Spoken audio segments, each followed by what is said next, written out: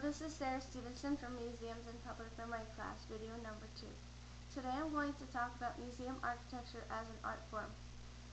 How does museum architecture influence the audience's reaction to the museum and its collection? Is the museum architecture an integral part of the museum experience, or does it not matter?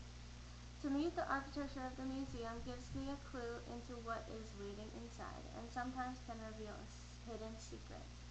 To me, the wonder of seeing a museum from the outside is essential to the museum experience, especially when it comes to historic house museums, but it is also important in museums of all types. There has been times where the architecture of the museum has persuaded and intrigued me to go visit the museum. Other times the opposite was true. Museum architecture might not have the same effect on other visitors, but I think it is still interesting to consider. So can the architecture of the museum be considered art? I believe it can. I'm going to compare the architecture of two Boston museums, the Museum of Fine Arts and the Rose Art Museum at Brandeis University.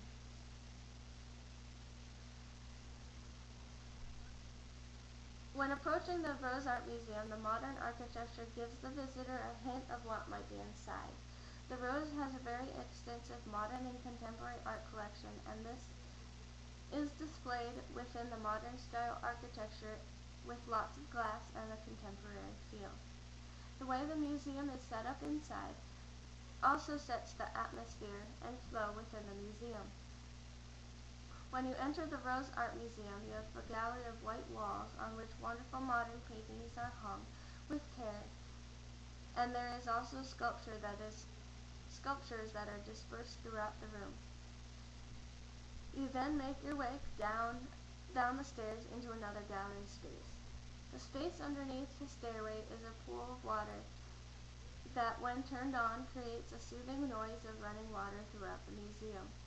Surrounding that space is another gallery. There are also two more galleries on that ground floor. This is a very simple layout with a very simple and easy gallery space to work with. I definitely feel that there is a different atmosphere when I walk into the Rose Art Museum compared to when I walk into the Museum of Fine Arts. Why would that be? The Museum of Fine Arts, Boston's architecture is very different. It is designed in a very classical architectural style. The first American museums were modeled after the Greek and Roman temples, so when you look at the original entrance to the MFA, you get the Roman columns that are common in the early art museums. The architecture of the museum MFA is very ornate and complex. When you first walk into the museum, you are stepping back in time. You have ornate murals on the ceilings and lots of architectural details to look at other than the art that is placed within the galleries. In comparison to the Rose with its large galleries with the stark white walls and lots of empty space in the middle, the MFA has lots of smaller rooms that are all connected into one another, and it is an unending maze of galleries. When I walk into the MFA, I am in awe of the vastness and the beauty of it, but the vastness of the building and its context can sometimes